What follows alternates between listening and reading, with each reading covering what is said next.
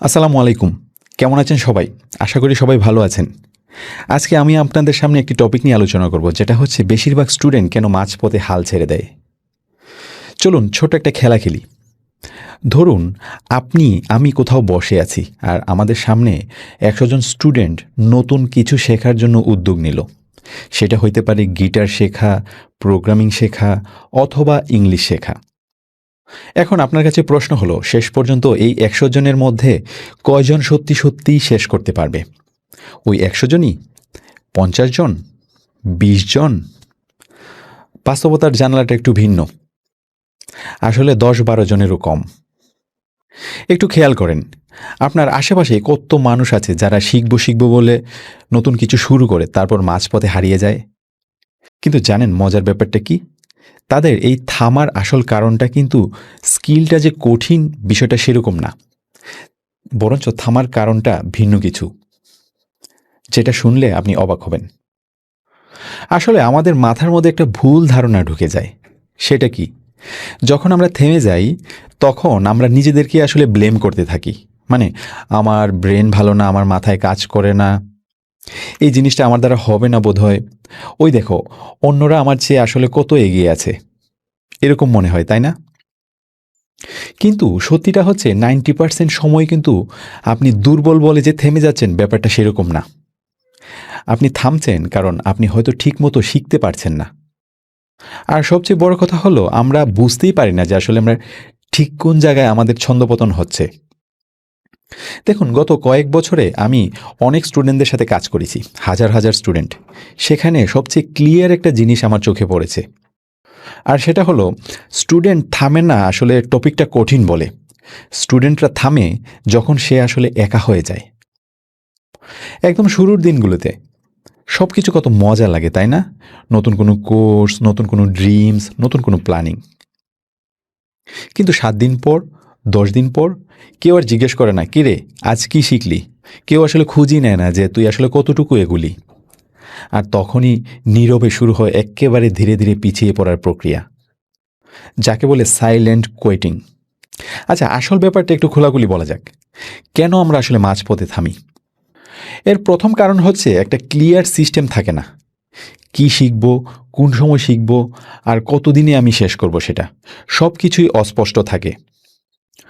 Google ড্রাইভে আসলে ভর্তি করে রেখেছি বিভিন্ন রকম বই, পিডিএফ, নানা রকম ইনফরমেশন, কিন্তু কোনটা আসলে প্রথমে খুলব, কি করব, সেটা আসলে ক্লিয়ার থাকে না। সেকেন্ড রিজনটা হচ্ছে, হোল্ড করে রাখার আসলে কেউ নেই। কেউ বলে না, শোন আজ তো পড়া হয়নি। না কোনো মেন্টর বলে, না কোনো বন্ধুবান্ধব, না কোনো শুভাকাঙ্ক্ষী, না কোনো অ্যাকাউন্টেবিলিটি থাকে। থার্ড কারণ যেটা, সেটা হচ্ছে প্রোগ্রেসটা আসলে চোখে পড়ে না।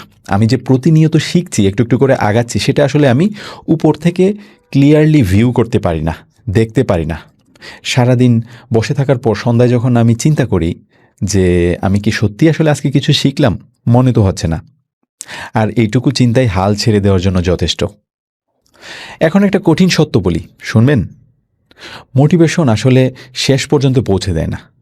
মোটিভেশন শুধুমাত্র শুরু করায়, শেষ পর্যন্ত পৌঁছে দেয় আসলে একটা প্রপার সিস্টেম, একটা গাইডলাইন। যদি প্রতিদিনই বসে আপনাকে সকালবেলা সিদ্ধান্ত নিতে হয় যে আজ আমি পড়বো নাকি ফেসবুক চালাবো, নাকি ঘুরতে যাব, নাকি এই কাজ করব, অমুক কাজ করব, তাহলে একদিন না একদিন আপনি আসলে ক্লান্ত হয়ে যাবেন। কারণ আমাদের ব্রেনকে বারবার ডিসিশন নিতে হয়। আর এতে আমাদের ব্রেন কি হয়, তার এনার্জি লস করে ফেলে। এনার্জি লস হওয়ার ফলে কি হয়, একটা ক্লান্তি চলে আসে ব্রেনের মধ্যে, আর তখনই আমরা হাল ছেড়ে দিই। সো আমাদেরকে এরকম একটা গাইডলাইন, এরকম একটা সিস্টেম ডেভেলপ করতে হবে, যেখানে আমরা প্রতিদিনই যে কাজটা করব সেটা যেন অটোমেটিক্যালি আমরা চুজ করে নিতে পারি। আমাদের ব্রেন যেন সেটা সিদ্ধান্ত নিতে পারে যে না, এইটুক সময় আজকে আমার এটা শুরু করা উচিত, এইটুকুর পরে এইটুকু করা উচিত। সো অটোমেটিক্যালি আপনাকে সেটা ব্রেন সিগন্যাল দিবে, কাজ করতে আপনাকে হেল্প করবে। আপনার নিজেকে প্রতিদিন সিদ্ধান্ত নেওয়ার প্রয়োজন নাই যে আজকে আমি এইটুক কাজ করব নাকি ওইটুক কাজ করব।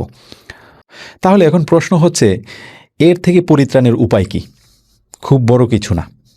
ছোট টার্গেট সেট করা, একটা নির্দিষ্ট সময়ে সেটা কমপ্লিট করা, আর এমন একটা পরিবেশ তৈরি করা যেখানে আপনি নিজে থেকেই কোনো কিছু কমপ্লিট না করলে খারাপ ফিল করবেন।